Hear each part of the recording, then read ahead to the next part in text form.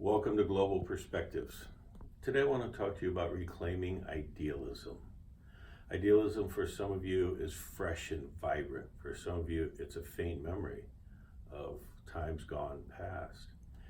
So much of this is hardwiring of the brain. For those of you who are people of faith, faith helps keep it alive, but sometimes the circumstances and losses of life hit pretty hard against them. It's hard to keep idealism. Let's talk about it today. It was always interesting, Diana and I trying to live life together. We were hardwired completely differently.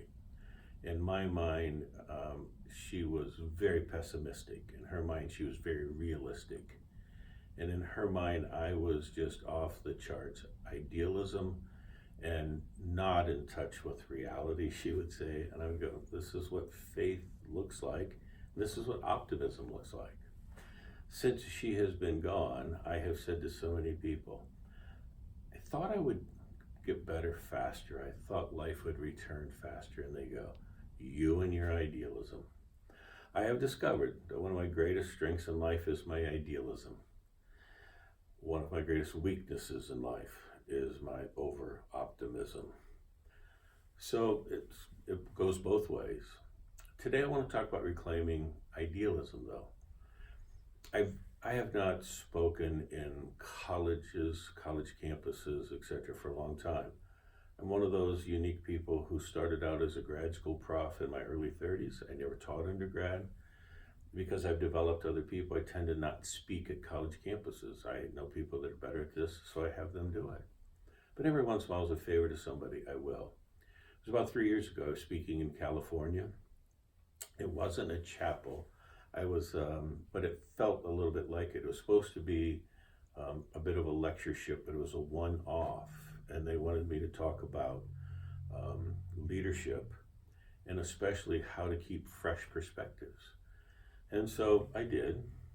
And I had told them that I would give up to 2 hours afterwards meet with students or faculty, whoever wanted to.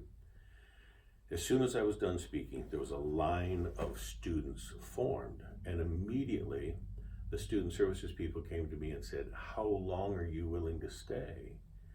I said, why are you asking? And they said, the 2 hours filled up immediately. We now have between 50 and 60 students on a list. And I said, I don't fly out till tomorrow morning. I don't need to sleep. Slide a pizza under the door. I'll go around the clock. If it's useful, we give them 15-minute slots. That's all they need. That's all I'm willing to give. What I found intriguing was no one wanted to talk to me about what I spoke about. Here was a summary of almost every conversation. How did you get like this? I go, what do you mean, how did I get like this? How did I get this good looking? How did I remain this insightful? My wisdom, what do you want to know? And they would go, dude, you're old, but you still have it. And they go, my parents, my professors, for those of them that were people of faith, they would go, even my pastor. They don't talk like this. How do you keep idealism? You talk like you're one of us. You talk like you still have dreams. And I said, I do. They go, I don't want to lose it. How do I do this? And at one point I was intrigued because they were asking about me. On the other side, I thought, this is really sad that the people that they're looking up to have lost their idealism. People push back often. My oldest daughter, Amy, has worked with the homeless population of Philadelphia for well over 20 years. And early on she said, Dad, what is it about people that they don't want you to keep your idealism? She goes, all the way from late high school through to the early stages of my professional career, I would tell them what I was doing. And she goes, it was almost like people would pat me on the head and go, oh, that's nice for a while.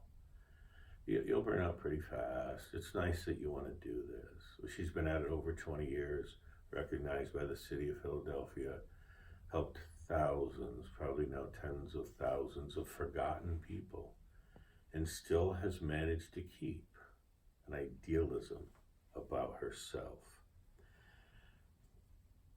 I want to take you back to a key leadership transition in history. It's probably one of the more noted ones in ancient history. It's actually also recorded for us at the end of the book of Deuteronomy. In the Older Testament, in the Torah, it's given to us in the last chapter of the book of Deuteronomy. There are three key players here. It is Joshua and Moses and then Caleb. And we know just a little bit about Caleb. He had a unique descriptor about himself. It was, he had followed the Lord wholeheartedly all of his days, for he had a different spirit. So there is a storied narrative about him. There's been this leadership transition. Joshua is now in charge. And as one of the key previous leaders, one of the young, talented, who's now not so young anymore, it does happen to all of us. He stands in front of all of his peers and all of the nation of Israel, and he says to Joshua, who's now the leader, "You and I both remember the day that we were sent out to look at the land that had been promised to us. We saw what everybody else saw, but we brought back a different account." And he said, "I was 40 years old when I was sent there." And he said, "Here I stand before you today, 45 years later. I've never lost my idealism. I had a different spirit. I have kept it fresh. I've kept it sharp.